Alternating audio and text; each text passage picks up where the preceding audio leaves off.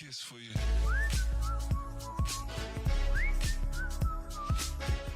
Metaphor ReFantazio is a fantastic game. However, it does feel like a lot of the praise on the game comes from the idea that it's similar to previous games, but an improvement in terms of character setting and story. Metaphor is just Persona 5 with a better story, setting, and characters. There are a number of improvements that I think really make it stand out. However, I am also going to criticize a lot of the things I think could definitely stand out more in this game. For improvements, there's things like in dungeons, being able to have save points with the cat that is now introduced, easier time traversing through different checkpoints that you've collected, quicker retry for battles, which is really nice, just pressing a button to restart the entire battle, the archetypes, which are similar to personas, let other members swap allies as well. There's a new back and front mechanic to allow you to avoid taking damage by either switching focus from melee damage on the front to magic damage in the back, but there's also a lot of things in the game that are very old feeling when it comes to its design language. Game design elements like dungeon spaces, overworld stuff and the loop of that, how the archetypes work, the visual identity of the game, the combat variety are all things that Persona 5 has done with, generally speaking, a medieval spin of some kind. It feels very surface level in a lot of ways that other Shin Megami Tensei universe games don't. Even with something like Persona 4 Golden, which was basically, as people have pointed out, a ROM hack of Persona 3, it has unique visual elements in the town, the dungeons, the music, the story being told. Metaphor absolutely has those great elements that stand on their own, like the story, music, and visual design of menus, as is usual for the team, that make them different and improve the experience, but it also has a lot of the same feeling stuff, like the same feeling movement, with the same needlessly open dungeon spaces culminating in the same level design into the final boss. I guess I was looking for a wholly unique experience using the same scope that they built here. I'm also playing Shin Megami Tensei 5 Vengeance on the Switch, which I don't recommend playing it on the Switch. It barely qualifies as running on there, but that game itself does feel wholly unique, with the way you challenge monsters, the progression systems, the exploration, the team building. The only element that I feel SMT5 and Persona share are the monster designs, which originated in SMT5 to begin with. I was very surprised at how original the game felt and how good of a job they did at making SMT5 and Persona 5 different games. Metaphor is another new IP, and I feel like it needed to be on that same level of different, because even though I personally feel that this is just a Persona 5 sequel, there are going to be Persona 6, 7, 8, etc. The series is still going to go on. To me, Metaphor feels like it retreads a lot of the same things that Persona did, with a couple of new quality of life things and a better story. I do kind of want to make that clear that Metaphor is a better game than a lot of people may dismiss it as originally in a comparison to something like Persona 5 or 5 Royal. It is, however, very similar to those games in a lot of aspects, and while I do think it is better in terms of its story, characters, and setting, I couldn't shake the feeling as someone that has played the Persona 3 Reload earlier that year, as well as SMT Vengeance, Persona 5 Royal, Persona 4 Golden. I couldn't help but feeling that even though the last time I had played 5 Royal was in 2020 at the start of the pandemic, and that was the first Persona game I had played, that it felt like Metaphor was very similar to those games. The core of the game does feel very much like Persona, which obviously would make sense considering it's from the developers of Persona 3, 4, and 5. It's really fascinating to look at this game and look at the high scores that it's getting in 92, 94, right? And not just feel that it is an old format. And I'm not just talking about the engine, which is a different factor. I'm talking about the format of the game. The running, how enemy animations are, how enemies are in general, the way the dungeons work, the time system, the way you go in and out between dungeons and real life stuff, and how the real life stuff affects the dungeons. We complain a lot about games that feel very formulaic and very retread of ground already existing.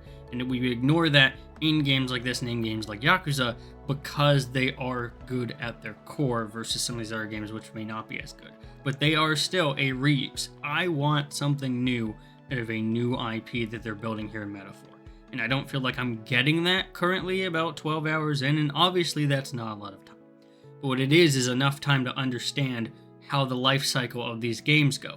Persona 5 Royal, for better or worse, is effectively a very similar loop 9 times in a row with sprinkles of, the mementos or the different storylines or side quests or something, right? And the evolution of that's kind of how it carries out. There's different dungeons, but they're all dungeons.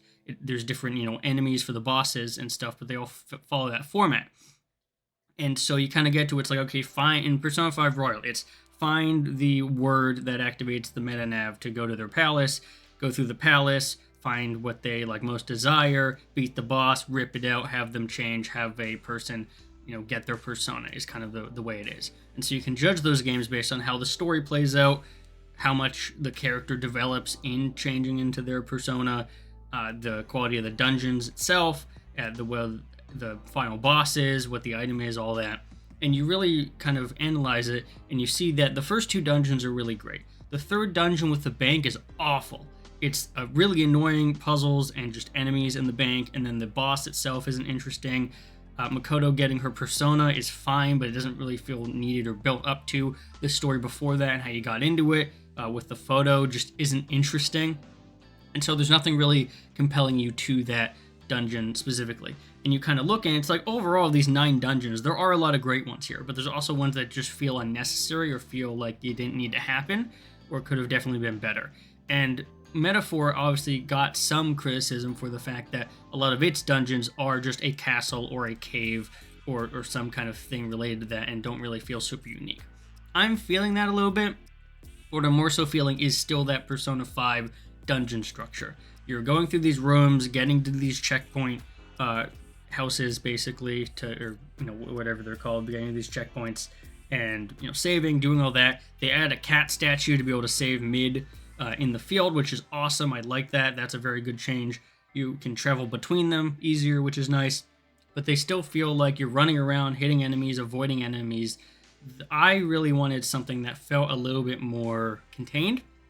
It feels like a lot of these areas in the dungeons are just to take up space. They don't really have anything there. A lot of these rooms aren't that useful. And so what you end up doing is just running past enemies. Because enemies aren't that targeted and aren't that fast, you can basically just run past most enemies and get through them.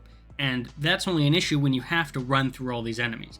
You go upstairs, you're like, okay, do this way, turn right, do this way, go through, do this way, turn left, and they're not going to chase you through that, so you can just book and ignore enemies. I would rather have something like maybe repels or other things, if you're familiar with Pokemon, that like lower the amount of encounters you're going to get. So instead of having to go through all the enemies and run past them, they just don't exist for that floor, right? I know there are some accessories that help do that, but I believe Persona 5 Royal had a thing you could craft that lowered the enemy, or at least lowered the chance that enemies were going to spawn in that room. I haven't seen anything like that in Metaphor. I obviously could be wrong. There could be something later on, but something like that I think should be more readily available if you just don't want to have to deal with all the enemies, because Metaphor is, I would say, slightly harder than Persona 5 Royal. I went through the first 55, 65 hours of that game, which is about halfway through because it's a big game. I went through that entire time, and I think I only died once, I'm pretty sure, to like one of the earlier bosses when I wasn't prepared, but beyond that, for that entire time, it was pretty easy sailing. I have died a couple of times, I think 3 or 4 times so far in the first 12 hours, and that's just because you do get overwhelmed easily in this game and stuff does a ton of damage. Now, obviously, because this isn't Persona and you can change the other party members' kits when you want to by going to the Academia and switching around, I do that. However, that incurs a loss in armor. So obviously the armor you equip is based on that, and so if you don't have like my brawler that I attach to Heisenberg doesn't have the I have better armor for the other archetype I put her as, which was the like knight, I believe. Better armor for that than I do for the brawler, but I changed to brawler because I need something that did physical damage and not just like a defense sponge. So I changed it, but then I have weaker armor, so I have to equip them with weaker armor. And that's kind of the trade-off. And that's fine as being a trade-off, but what it does is effectively incentivize either grinding out all the archetypes and having armor for each of them, or sticking with one archetype more broadly. And that's probably what I'm going to do unless there's a need. But they do tell you, hey, change up archetypes frequently. But the issue is unless you're hoarding armor and having the correct armor set for any archetype you might go to, you don't really get to do that if you want to actually be able to beat some of these bosses, some of these enemy encounters, because it's harder. So I think there could have been a little bit better tuning when it came to that. And that's just kind of what I mean when I say it feels old, is that a lot of these systems feel in place on a basis that no longer really works as well. Like, it was fine in Persona 5 Royal because that game was easier. When the game becomes harder, needing to switch out these things becomes a detriment, because then it kind of forces you to hoard a bunch of armor for the different archetypes in terms of what's best, right? I like the gameplay loop, but it doesn't really do anything to sell it to me. Metaphor doesn't sell that gameplay loop to me. So if you found yourself burnt out of the gameplay loop like I did when I was doing Persona 5 Royal run back in 2020 when that game came out, there's nothing Metaphor really does to tell you that this loop is going to be much different. All this to say, if you haven't played a Persona game in a while and like the loop, you're going to love this game. But as someone who had earlier played about 25 hours of Persona 3 Reloaded, bought and replayed 10 hours of Persona 5 Royal on PC, I really need something here to keep my attention. I would still recommend the game, as the additions are quite good. However, I feel like the more aged aspects of the game do need to be talked about more, and hopefully I'm trying to do that in this video. And I don't think the game itself changes enough to really spice up that loop for a bunch of people that may have lapsed on the game. Certain things relating to, as I said, the dungeon spaces, the fact that the main way to avoid battles is still running through the enemies and ignoring them. It's the same kind of checkpoint system, it's the same layout of the dungeons, the same kind of progression loop of finding things and going through that. The overworld stuff and how you deal with your social links is also pretty similar. The archetype system being extremely similar to the Persona system, even with your ability to upgrade them to some capacity. The way they operate, the way you get new abilities, that whole screen, everything feels very Persona-like, which you would obviously expect from the team that did the other Persona games. But it's also kind of, interesting to feel and compare this to SMT5, which is a Shin Megami game which Persona is based off, and have it feel so wholly different in its way it's just designed, from the way you fight things to the way you explore things. It feels like a fundamentally different game, even though they're supposed to be kind of in the same universe, right? Metaphor feels like Persona 6, and it's not called Persona 6 because there will be a Persona 6, but I just feel like because it's a new IP that's going to detach from Persona, it needed to do more in what it's showing me currently to actually get away from all the stuff that it feels like so ingrained into the Persona format. I just kind of think that a lot of these elements could definitely be improved. They have updated the game, I will say, a couple of times to improve those things, fixing some clarity issues when it came to dashing and text clarity, fixing some issues relating to being able to sort through menus and being able to get to menu stuff easier. Some performance issues got fixed, and so they are improving the game much more so than they did their previous games. But even still, the fundamental basis here is something that's very Persona-like. And I think especially coming from, the fact that they released Persona 3 Reload out in February of that year, and then later on in November, I believe, released this game, or October, you really get that contrast of Persona 3 Reload feels like a new modern Persona game, much more so than Metaphor does. Part of that's the new engine, but also part of that's just the feeling of everything being tuned really well. It's like this is the next generation of Persona. Metaphor doesn't feel like that. Metaphor feels very much like an extension of Persona 5. That's not a bad thing, but it's definitely something you have to be aware of going in. This does not feel like as modern of a game as something like Persona 3 Reload does in its effort to be the format. And that really comes into play when you look at the visual identity of the game. This game's visuals, in a way, are a step up from something like Persona or even Persona 3 Reload in that series. But the issue comes in, a lot of it feels more surface level. I still feel like the actual visuals of the game, the space and 3D that they take up, are so much like Persona 5 dungeons and so much like the Persona atmosphere that it's really hard to separate it from that. A lot of the visuals in this game, when you look at the artwork, are incredible. It's wonderful. And then you look at what you're actually seeing, and there's a considerable step down to it. When I was playing Persona 3 Reload, there wasn't that case. The artwork actually matched, to a larger extent, the quality of the visual and the quality of the models, and it didn't with this game. And I think you could say something about Persona 5 Royal, but that game had a little bit of a different art style. It wasn't going for as much realistic proportions. It was kind of going for more lanky characters that were a little bit simpler. And so the artwork for the characters weren't like some crazy intricate thing. It was like a pretty nice looking, but also very, relatively simple, relatively, not super complex, not a ton of detail, not a ton of elements. And you look at Metaphor, and it looks like they wanted to go bigger. They wanted to have more detailed characters and more detailed menus and stuff and environments. And they could only do 2 of those. They got the character sprites, right, the portraits, and they got the menu designs and stuff. But they couldn't do the actual characters themselves and the models because of that engine limitation.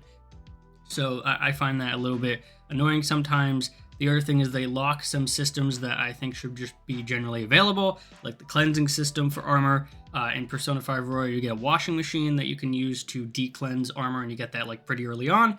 In this game, it takes considerably longer for you to be able to access the cleansing ability to do that same thing in this game. And so there's just certain elements there that kind of feel like, okay, we don't want to overwhelm the player with stuff that they're not going to need, so let's spread it out. And to me, that as someone that's played a lot of these games, that didn't really work for me. I would rather have these things be on a similar cadence to Persona 5 Royal than not. So that's just another example there. But overall, I do really like Metaphor. I just think that a lot of these systems in place could have been modernized a little bit more, right? They were very good in Persona 5 Royal, but they kind of stayed the same, and if not, got a little bit worse in cases. And so I don't really feel like that was something that needed to be, because this has been in development for a very long time, and so I think they could definitely improve that. If you enjoy this and want to see more of this stuff on the channel, make sure to subscribe, hit the like button, do all that, and I'll see everyone in the next video.